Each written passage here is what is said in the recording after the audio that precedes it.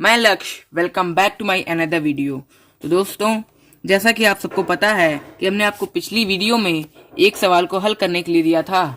वह सवाल था कि बंसी के पास 2 रुपए वाले सिक्कों की संख्या 5 रुपए वाले सिक्कों की संख्या की तिगुनी है। यदि उसके पास कुल 77 रुपए हैं तो प्रत्येक प्रकार के सिक्कों की संख्या ज्ञात कीजिए। देखिए, हमने आपको ये सब भी सवाल हमने आपको एक वीडियो में बताए हैं। हम आपको उसका लिंक डिस्क्रिप्शन में दे देंगे, आप जरूर जाके उस वीडियो को देखें और इन सवालों को हल करना सीखें। तो चलिए हम इस सवाल को हल करते हैं। जैसे कि यहाँ पे कह रहा है कि जो 2 रुपए वाले सिक्कों की संख्या है वो 5 रुपए वाले सिक्कों की संख्या की तिगुनी है। हम मान लेते हैं कि हमारे पास जो 2 रुपए वाले सिक्के हैं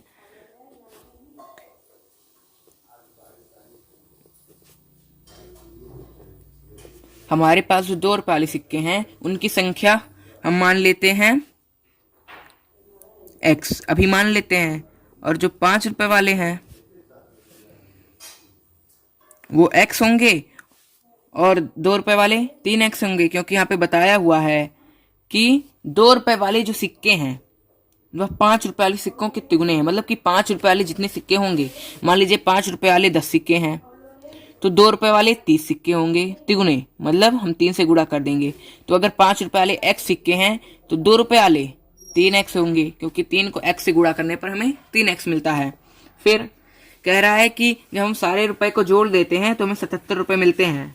तो हमें बताना है कि 2 रुपए वाले कितने सिक्के थे और 5 रुपए वाले कितने सिक्के थे। तो हम कर लेते हैं, हमारे पास तो ये सिक्कों की संख्या है और ये भी सिक्कों की संख्या है। ये 2 रुपए वाले सिक्कों की संख्या है और ये 5 रुपए वाले सिक्कों की संख्या। अब हम गुणा कर देते हैं कि जैसे कि हमारे पास 2 रुपए वाले कुछ सिक्के हैं, 5 सिक्के हैं, 2 रुपए वाले 5 सिक्के हैं, तो हमारे पास कितने रुपए हैं। तुम क्या करते हैं, दोनों का गुणा कर देते हैं, हमें मिल जाता है 10। कहता है कि हमारे पास 3 रुपए वाले 5 सिक्के हैं, बताइए हमारे पास कितने रुपए हैं। तो हम दोनों का गुणा कर देते हैं, हमें 3 × 5 = 15 मिल जाता है। तो वैसे ही 2 रुपए वाले 3x सिक्के हैं तो कितने रुपए हो गए। तो हम क्या करेंगे, 2 × 3x कर देंगे, हमें क्या मिलता है 6x। क्लियर। अब 5 रुपए वाले x सिक्के हैं तो इसका भी गुणा करा देंगे, 5 × x = 5x। हमें मिल गया दोनों धनराशि, ये 6x है, ये 5x है। तो जैसे कि यहाँ पे दिया हुआ है कि 6x + 5x = 77। कह रहा है जब हम दोनों मूल्यों को जोड़ लेते हैं तो हमें 77 रुपए मिलते हैं। तो अब हम इसको हल कर लेते हैं। तो 6 × 5 = 11x = 77, x = 77/11, 11 × 11 = 11 × 77, x = 7। x का मान हमें कितना मिल गया, 7। और x हमारा किसका मान था, 5 रुपए वाले सिक्कों की संख्या का। मतलब 5 रुपए वाले हमारे पास कितने सिक्के हैं,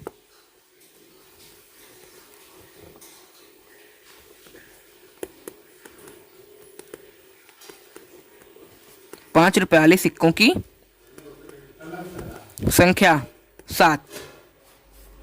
और 2 रुपए वाले कितने सिक्के हो जाएंगे, यहाँ पर पता है हमें 2 रुपए वाले सिक्कों की संख्या है 3x। तो हम क्या करेंगे, 3x उतार देंगे और 3 = x का मान 7 है, 3 × 7 = 21। हमें मिल गया कि 21 सिक्के हैं 2 रुपए वाले और 7 सिक्के हैं 5 रुपए वाले। हमें दोनों सिक्कों की धनराशि भी ज्ञात है और हमें ये भी मालूम है कि कितने कितने सिक्के हैं। अगर हमें धनराशि निकालना है तो हम क्या करेंगे, अगर आपको कहा जाए कि 5 रुपए वाले हमारे पास 7 सिक्के हैं तो मतलब कितने रुपए, 5 × 7 = 35।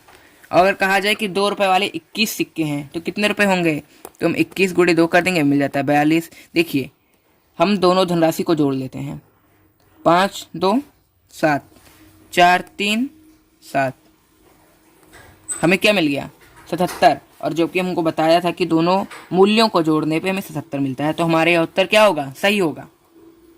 अब हम चलिए एक नए टॉपिक पर चलते हैं। टॉपिक है क्षेत्रफल, जिसे कहते हैं एरिया। तो पहले हम जान लेते हैं कि क्षेत्रफल होता क्या है। देखिए, किसी साधारण आकृति द्वारा घेरे गए स्थान की माप को उसका क्षेत्रफल कहते हैं। जैसे कि हमारी एक आकृति है, घेरे गए स्थान, ये जो ये पूरा हमारा स्थान है, हमें ये पूरे का माप जो हम ज्ञात करेंगे उसी को क्षेत्रफल कहते हैं, ये अंदर की पूरे का। और परिमाप क्या होता है? परिमाप सिर्फ बाहरी होता है, और क्षेत्रफल अंदर का भी होता है, पूरा अंदर। क्षेत्रफल की माप लंबाई के वर्ग इकाइयों में करते हैं। हम विविध आकार वाली साधारण आकृतियों के क्षेत्रफल को सुनिश्चित करने के लिए विविध प्रकार के सूत्र प्रयोग करते हैं। जैसे कि हमें अगर कई प्रकार की आकृतियां हैं, जैसे दी गई हैं, त्रिभुज दिया गया है, चतुर्भुज दिया गया है, तो सबका हमें अलग अलग फॉर्मूला मिलता है। और त्रिभुज भी कई प्रकार के होते हैं, चतुर्भुज भी कई प्रकार के होते हैं, कोई आयत होता है, कोई वर्ग होता है, कोई समचतुर्भुज होता है, कोई समलंब होता है, कोई समांतर होता है। अगर आप लोगों ने हमारी वो चतुर्भुज वाली वीडियो नहीं देखी है, हमने आपको उसमें प्रत्येक चतुर्भुज के बारे में बताया है और उसके क्या क्या गुण होते हैं हमने वो भी बताया। अगर आप लोगों ने वो वीडियो नहीं देखी है तो डिस्क्रिप्शन में आपको उसका लिंक मिल जाएगा, आप जरूर जाके उस वीडियो को देखें। अब हम पहले देख लेते हैं कि आयत का क्षेत्रफल बराबर क्या होता है, लंबाई गुणे चौड़ाई। हम आपको बता दें कि आयत कैसा होता है। आयत हमारा कुछ इस प्रकार का होता है। आयत की जो ये सामने सामने वाली भुजाएं होती हैं, जैसे हम नाम दे देते हैं ABCD, हमारी जो ये आमने सामने की भुजाएं, जैसे ये DC और ये AB, ये दोनों बराबर होंगे, और ये AD और BC बराबर होंगे। इसके सामने ये और इसके सामने ये आमने सामने के बराबर होते हैं, तो इसका क्षेत्रफल का क्या होता है? लंबाई गुणे चौड़ाई। तो लंबाई किसे कहेंगे? लंबाई, तो इसका फॉर्मूला होता है लंबाई गुणे चौड़ाई। तो इसमें हमारी लंबाई होगी AB और चौड़ाई होगी AD। तो जब हम दोनों को गुणा करा देंगे तो हमें उसका क्षेत्रफल ज्ञात हो जाएगा। जैसे कि AB हमारा 5 है और AD की लंबाई 4 है, तो क्या होगा? हमारा BC भी 4 होगा और AB 5 है तो हमारा DC भी 5 होगा। तो हम क्या करेंगे? हम लंबाई गुणे चौड़ाई करा देंगे। तो हमारी लंबाई गुणे चौड़ाई 5 चौक 20, मतलब हमें पता चलेगा कि इसका जो क्षेत्रफल है 20 सेंटीमीटर है, सॉरी 20 सेंटीमीटर स्क्वायर। अगर सेंटीमीटर में है तो सेंटीमीटर स्क्वायर, और अगर इंच में है तो इंच स्क्वायर, मतलब जिसमें है आप उसका स्क्वायर कर देंगे। क्योंकि जब अगर हमारे पास यहाँ पे 5 सेंटीमीटर दिया हुआ है,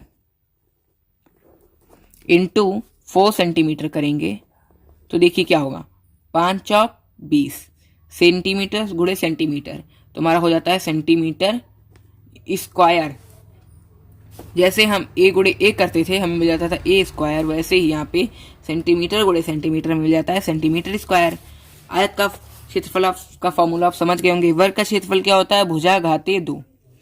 जैसे कि हम जानते हैं कि वर्ग की सारी भुजाएं समांतर होती हैं। अगर एक भुजा 5 है तो हम क्या करेंगे? 5 का वर्ग निकाल देंगे, 5 हम 25, हमें मिल गया कि वर्ग का क्षेत्रफल 25 होगा अगर उसकी एक भुजा 5 है तो। फिर यहाँ पे दिया है त्रिभुज का क्षेत्रफल बराबर होता है 1/2 गुणे आधार गुणे ऊंचाई। देखिए त्रिभुज कई प्रकार के होते हैं और हर त्रिभुज के अलग अलग फॉर्मूले हैं। समकोण किसे कहते हैं? जो 90 अंश का कोण बनाता हो। तो 90 अंश का जो कोण बनाएगा, देखिए अगर हमारे पास एक त्रिभुज दिया हुआ है, ये त्रिभुज को हम समकोण कहेंगे, क्योंकि देखिए इसमें एक जो लाइन है ये सीधी गई है तो ये 90 अंश का कोण बनाती है। अगर हमारे पास ऐसी कुछ है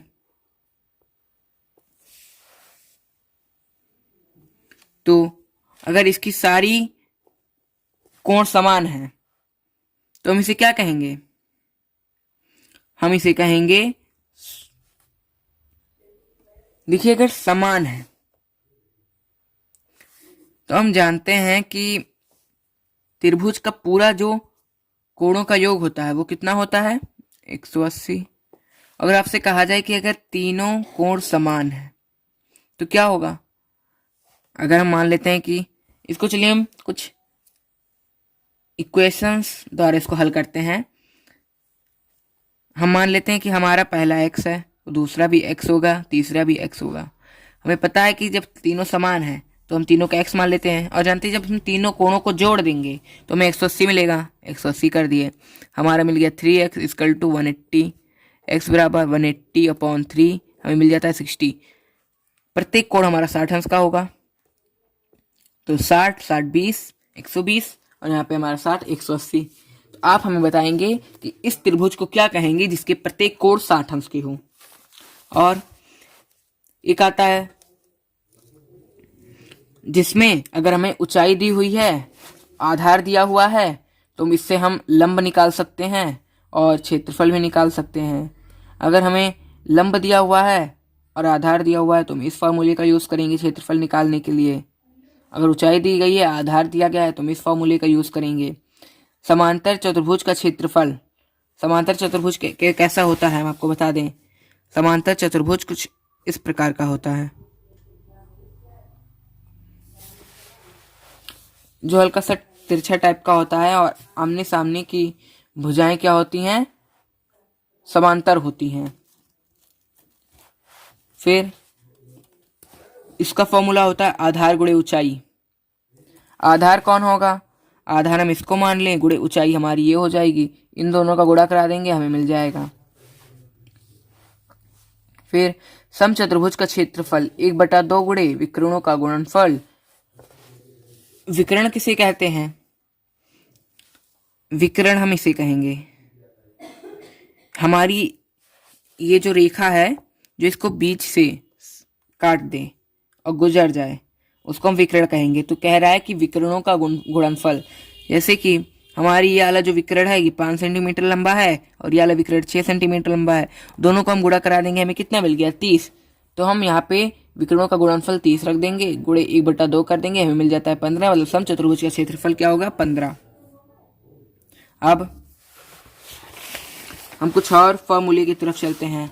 तो अब हमारा जो और आगे का फॉर्मूला है वह वृत्त के ऊपर है। देखिए, अगर आप लोगों ने हमारी वो वृत्त वाली वीडियो नहीं देखी है, हमने आपको वृत्त के प्रत्येक भाग के बारे में बताया था, तो आप उस वीडियो को जरूर जाकर देखें, उससे आपको बहुत ज़्यादा इंफॉर्मेशन मिलेगी। तो अब जैसे कि यहाँ पर दिया हुआ है, कमरे की चारों दीवारों का क्षेत्रफल बराबर 2 ब्रैकेट लंबाई प्लस चौड़ाई गुणे ऊंचाई। कमरों की चारों दीवारों का क्षेत्रफल, जैसे कि हमारे पास एक घर है, ये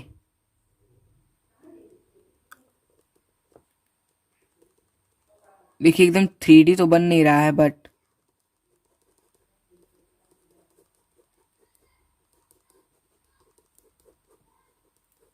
बस समझ लीजिए कि हम लोग यहाँ पे खड़े हैं और यहाँ पे ऐसी दीवार उठी हुई है। हमारे पास 4 दीवार हैं, एक इधर से है, एक इधर से है, एक इधर से है और एक इधर से, मतलब कि चारों दीवारें बंद हैं।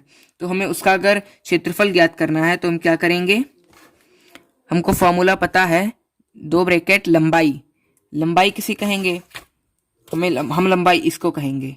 तो हमारी जो ये जितनी लंबी होगी हम यहाँ पे वो रख देंगे, मान लीजिए हमारी लंबाई 5 है, प्लस चौड़ाई, चौड़ाई हम इसको कहेंगे। अगर हमारी चौड़ाई हम मान लेते हैं हमारी चौड़ाई है 4, ब्रैकेट ऊंचाई, ऊंचाई हमारी जो दीवार की जो ये ऊंचाई है, ये ऊंचाई जो ये ऊपर उठा है, हम ये कह देते हैं कि हमारा ये 6 है। तो इसका क्षेत्रफल हम निकाल लेते हैं, हमारा 5 4 9 गुणे 2 गुणे 6, 9 दूना 18 और 18 छक्का, हमें मिल गया 108। मतलब कि हमारा जो दीवार है उसका क्षेत्रफल हो गया 108।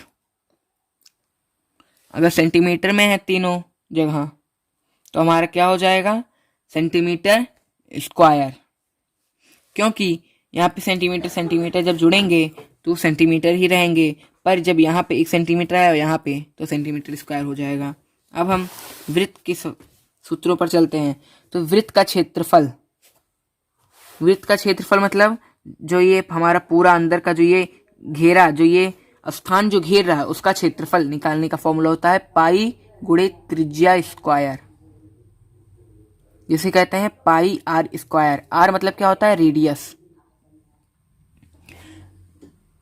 देखिए, आप सबको रेडियस नहीं पता होगा तो आप लोग जाकर हमारी उस वीडियो को जरूर देखें, हमने आपको उसके हर भाग को बताया है। रेडियस किसे कहते हैं, डायमीटर किसे कहते हैं, सरकमफ्रेंस किसे कहते हैं, हमने आपको सब बताया है।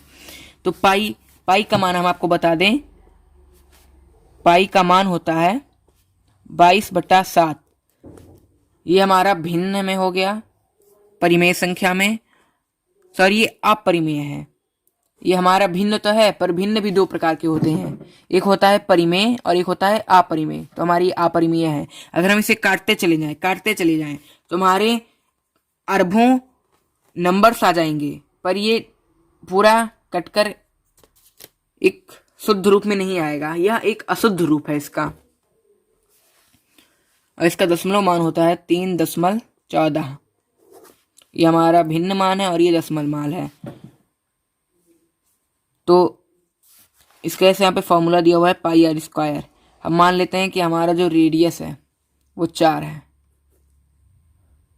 तो हमारा क्या होगा, पाई का मान हम 22/7 रख देंगे, इक्वल टू 4 स्क्वायर कर देंगे, 4 चौक 16 आ गया, गुणे 22/7।